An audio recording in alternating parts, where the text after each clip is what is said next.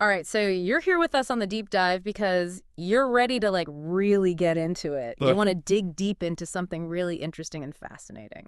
Absolutely. And today we're going to be taking you on a deep dive into Water for Elephants. Yeah, Water for Elephants by Sara Gruen. A really fantastic book. Oh yeah, we're gonna like pull out all the stops. Oh, yeah. Go into all the like little interesting details. Absolutely. And I think what's really interesting about this book is that it's so much more than just a story. Right. It's a real exploration of a whole way of life, this kind of hidden world of the circus. Yeah, and all the relationships and everything, and then Exactly. And like how the past can really stick with you and how we think about it and remember it. right, and make sense of it all. Yeah, so like with all our deep dives, let's kind of set the stage here. Yeah. So Water for Elephants, it just throws you right in He does. with this huge turning point in Jacob Jankowski's life. Yeah. I mean, he's just about to become a vet, right? He's got it all figured out. Yeah, has it all planned out. Yeah. And then, bam, tragedy strikes. Out of nowhere. His parents are killed. And it's not just, you know, just a simple accident or something. Yeah, it's so specific, too, right? Mm. They swerve to avoid this truck, Yeah. driven by this guy, Mr. McPherson, who's completely confused about which lane he's supposed to be in. Totally random detail. It is. And it kind of shows you right away that life is so fragile, Yeah. you know? Yeah. Yeah, like anything can just happen. Exactly, just like that. Yeah. And on top of that, like the family farm, their whole livelihood, it's gone. You'd think maybe no mortgage, they'd be okay, but no. Oh. There was a mortgage and they were behind on payments. Yeah. They'd been giving the bank Sure. like produce and livestock, trying to make ends meet. Right. And so the bank just comes in and takes it all. Takes everything they can get. It's tough. Yeah, it really shows you how hard it was for families back then, especially farmers. Right. Absolutely. Especially during that time period. Yeah, there wasn't much of a safety net. Right. No. One bad thing happens and it's like dominoes. Everything falls apart. Exactly. So Jacob, he's desperate. Yeah. I mean, can you imagine losing your parents and then losing everything? That's still so young, too. So young, yeah. So he does something crazy. Yeah. He hops a moving train. Oh, it's terrifying. Gruen doesn't hold back on the details either. No. You feel the impact. You feel him like struggling to hold on. It's rough, yeah. It's like his whole world is being like thrown upside down. Yeah, like he's literally being thrown onto this train. Right, and then he gets this like, welcome to the circus. Right, after all that, after he's like clinging for dear life, he hears this voice, this guy, Camel. I love Cam. Oh, Camel's the best. And he says, "You done landed your ass on a circus, boy." That's like the perfect introduction to this world. It is. It's like no nonsense, blunt to the point. Yeah. Welcome to the Benzini brothers' most spectacular show on Earth. And you just know it's going to be a wild ride. So Jacob, he goes from, almost being a vet. A completely different life. Yeah. A totally different life, yeah, to being in this like whirlwind of activity. Constant motion, right? Yeah, Gruen really throws you into the sensory experience of it. Oh, yeah. You can hear those 8-man teams hammering down those huge tent stakes. The sounds those guys make when they're raising the poles. Yeah, pull it, shake it, break it. It's incredible. It's like this whole rhythm to the circus. Yeah, and so much physical labor. Oh, yeah. You really get a sense of that from the very beginning. It's a whole different world than like studying in a classroom. Absolutely. And it's not all just like noise and chaos either. Right. There's this really interesting focus on the cookhouse. Oh, yeah.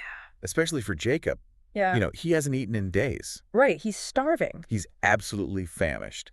And the smell of the food, oh my God. It's like you can almost smell it yourself reading it. Right there with him. Yeah, it's like this reminder that even in this crazy world, Yeah. everyone's got to eat. Those basic needs. It kind of grounds the whole story. Yeah, it does. And then you've got Jacob trying to figure out what his job is. Right, like mucking out stock cars. What does that even mean? Right. It could be anything. Yeah, and then Camel steps in again. Ken calls him a 1st of May. And that's our first glimpse into the language of the circus. Yeah, it's like they have their own whole world. They really do their own rules, their own way of speaking. Yeah, like a little society. And then Jacob sees the menagerie. Oh my gosh. Lions, tigers, bears. Can you imagine? It's incredible. An orangutan even. Wow. And in the middle of all of that, he sees this woman Yeah. with these beautiful horses. Gorgeous black and white horses. Yeah. One of them is this Arabian with a silver mane. And she reminds him of someone he knew. Yeah, Catherine from his past. It's like this little hint. Yeah, a little breadcrumb. That there might be some connection in this strange new place. But then it's not all beauty and wonder. you know? No. Gruen throws in Barbara the cooch dancer. Yeah, and the guys in the audience go wild. It's a little jarring. It's like this reminder that the circus is this mix of everything. Right. Highbrow, lowbrow. Beauty, and then... The grittier side of things. And for anyone listening who doesn't know, a cooch tent was basically this sideshow attraction. Yeah, with suggestive dancing, you know. Not exactly family-friendly. Not exactly. Yeah, and you also see this big difference between the performers and the workmen. Yeah, they're like two separate worlds. Almost like they don't even exist in the same space. And then at the end of it all, everything gets torn down. Yeah, it's amazing. This massive structure just vanishes overnight. Whew, gone. It really shows you how transient their lives are. Always on the move. Yeah, and that's kind of how Jacob's early interactions are, too. Right, he meets all these characters. Hamill, of course. Gruff, but helpful. Yeah, you can always count on Camel. And then there's Marlena. Oh, Marlena. He sees her in those pink sequins. Beautiful. And there's this instant attraction. Definitely a spark. Even though it's just a quick glimpse. But it's not all like love at first sight. Yeah. He also has this really awkward encounter with Kinko. Oh, yeah. In the sleeping car. Yeah, tiny space. So cramped. And Kinko is very territorial. Over everything. The bed, the water, even his comic book. It's kind of funny, but also a little disturbing. Yeah, you can really feel the tension. You wonder how anyone could live like that. Yeah, I mean, imagine being cooped up with all these people. Day after day. Yeah, it must have been intense. Yeah, I bet it created some strong bonds, but also a lot of conflict. Absolutely. And then there's August, the ringmaster. Oh, August, he's a complicated one. Oh, he's so hard to read. Yeah, on one hand, he helps Jacob out, get some clothes. Right. But then he does these weird pranks with Rex the chimp. And he just casually asks Jacob to care for Silver Star. It's like he's testing him. Yeah, you never know what he's thinking. There's definitely a darker side there. Definitely. And through all of this, you really get a sense of how hard everyone works. Yeah. Those long train journeys, the constant demands of the show. It's not all glamour.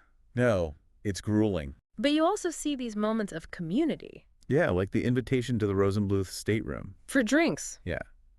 But even that's not without its tension. Right, Kingo gets jealous. Yeah, he feels left out. And then, of course, there's Rosie. Rosie. The elephant who becomes so important to the story. We see those early interactions between her and Jacob. It's like they have this connection even then. Yeah, there's a gentleness there. And maybe even a sense of understanding. Yeah, like Rosie knows more than she lets on. Definitely foreshadowing. And then we can't forget Jacob's wild night in Clown Alley. Oh, man. Shaved genitals, clown makeup, throwing up. It's a classic. It's a rite of passage. A humiliating one. But it shows the wilder side of circus life. Definitely. The letting loose. Yeah. And then Uncle Al arrives. Uncle Al, the businessman. Yeah, she's all about the bottom line. He talks about the Carson brothers' raid and lot fees. Yeah, and he's really eager to get Charles Mansfield Livingston on board. You could tell he's feeling the pressure. Yeah, the See? circus is struggling financially. And there are rumors flying around.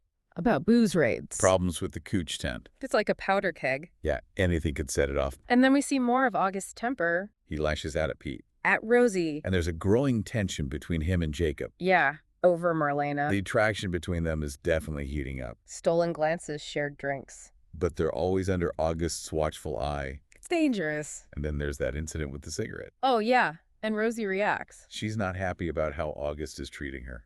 It's a big red flag. Warning sign. Yeah, and people start talking about August's temper. Yeah, funny one. And I don't mean funny. Uh-huh. It's chilling. And the Benzini brothers' financial problems just get worse. Yeah, they're shortchanging the workers. People aren't getting paid. It's a bad situation. And then there's that mention of red lighting.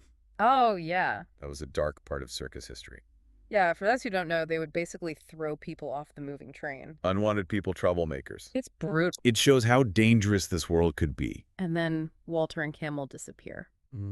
Out of nowhere. Jacob is devastated. You can tell they'd become close. It's a reminder that there are consequences. For crossing the wrong people. And then August gets even more violent. We see the bruise on Marlena's face. It's awful. There's no excuse for that. And the story mentions that August is paranoid. Which might explain some of his behavior. But it doesn't make it right. No, not at all. Things come to a head when August explodes. And Marlena's dressing tent. He smashes Rosie's headpiece. It's a terrifying display of rage. And that triggers the fight. Between the circus folk and the locals. Jacob gets caught in the middle. It's chaos. They realize they have to get out. escape. And then the stampede happens. The animals break free. It's pandemonium. Rosie pulls her stake out of the ground. She's free. And the Nessie brothers' circus arrives. Like vultures. Yeah, they take over everything. The animals, the equipment. Rosie... And Jacob tries to convince them that Rosie is dumb as a bag of hammers. He wants to protect her.